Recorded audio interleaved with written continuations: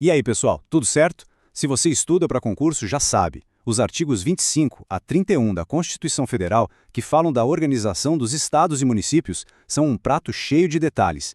E são justamente esses detalhezinhos que as bancas amam cobrar. Por isso, nesta análise, a gente vai mastigar tudo isso, artigo por artigo, para garantir aqueles pontos que fazem toda a diferença na hora da prova. Então, vamos direto ao ponto. Para a gente dominar esse assunto, o nosso caminho vai ser este. Primeiro, a gente entende o poder e os bens dos estados.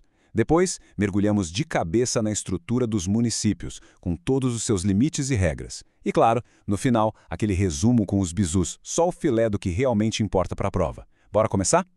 Bom, começando pelos estados. Vamos explorar quais são os poderes e os bens que a Constituição dá para eles. Tudo a partir do artigo 25. Essa é literalmente a base que sustenta a autonomia de cada estado. Ok, aqui a gente já tem um princípio que é fundamental, o da competência remanescente ou residual. A lógica é bem simples. Pensa assim, se a Constituição não falou que o poder é da União ou dos municípios, e também não proibiu, de quem é? É dos estados. É um conceito chave e muito poderoso, viu? E tem mais, os estados podem organizar municípios vizinhos em regiões metropolitanas, por exemplo. Para quê? Para gerenciar de forma integrada coisas que afetam todo mundo ali, como transporte, saneamento, assuntos que não respeitam as fronteiras de uma cidade só. Agora, muita atenção nesta lista aqui. As provas adoram fazer uma confusão entre o que é bem do estado e o que é da União. O segredo é prestar atenção nas exceções. Sabe, naquilo que não pertence à União. É aí que mora o perigo e a chance de acertar a questão. Olha só que interessante essa estrutura paralela dos poderes no Estado. Tanto os deputados estaduais quanto o governador têm mandatos de 4 anos.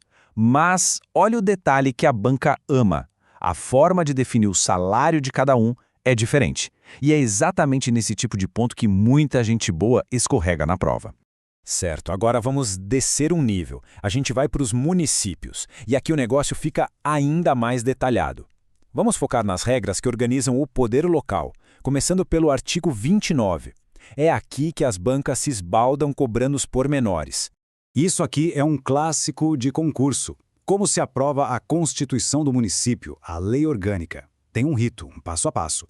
Votação em 2 turnos, um intervalo de no mínimo 10 dias entre um e outro, e a aprovação tem que ser por 2/3 dos vereadores. Decoreba puro, mas vital. 2 turnos, 10 dias, 2/3. E aqui, uma regra que a gente vive na prática, as eleições municipais.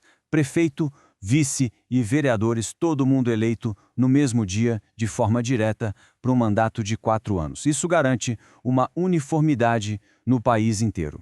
Essa tabela, pessoal, tem que saber. Não tem jeito. O número de vereadores numa cidade depende diretamente do número de habitantes. A lógica é simples. Quanto mais gente, mais representantes, mas sempre seguindo essas faixas específicas e com teto de 55 vereadores, mesmo nas maiores metrópoles. Tudo bem? Vamos falar de um assunto sensível: dinheiro e responsabilidade. Agora a gente entra nas regras sobre os gastos municipais e o salário dos vereadores. É uma área cheia de pegadinhas de concurso, então atenção redobrada. Olha que interessante. O salário de um vereador, o subsídio, não é um valor fixo. Ele é um percentual do salário de um deputado estadual, e esse percentual vai aumentando conforme a população da cidade cresce. É uma escala móvel, e conhecer essas faixas é fundamental para a prova. Mas tem um outro limite, um limite global. O gasto total com o salário de todos os vereadores juntos não pode passar de 5% da receita do município. Isso está lá no artigo 29, inciso 7º. É uma trava geral para evitar qualquer tipo de exagero. E não para por aí. Além do limite com salários, tem um teto de gastos para a Câmara Municipal inteira. E a regra é curiosa. Quanto maior a cidade, menor o percentual da receita que a Câmara pode gastar. Isso, na teoria, força uma gestão mais eficiente do dinheiro público. A Constituição aqui é bem direta, preto no branco. Se o prefeito passar para a Câmara um valor acima desses limites que a gente viu, não é só um erro administrativo, é crime de responsabilidade. E crime de responsabilidade pode levar a impeachment, a coisa séria. Ok, a gente já entendeu os limites. Mas afinal, o que os municípios fazem no dia a dia? E talvez mais importante, quem fiscaliza tudo isso para ver se está sendo bem feito? É o que os artigos 30 e 31 vão nos contar. Aqui está o resumo do trabalho da prefeitura, aquilo que está mais perto da nossa vida. É a creche, o posto de saúde, o ônibus, o IPTU, o asfalto da rua. Tudo isso é competência do município. É o governo mais próximo do cidadão. E para garantir que tudo funcione direito, a fiscalização é dupla. A Câmara de Vereadores faz o controle externo, fiscalizando a Prefeitura.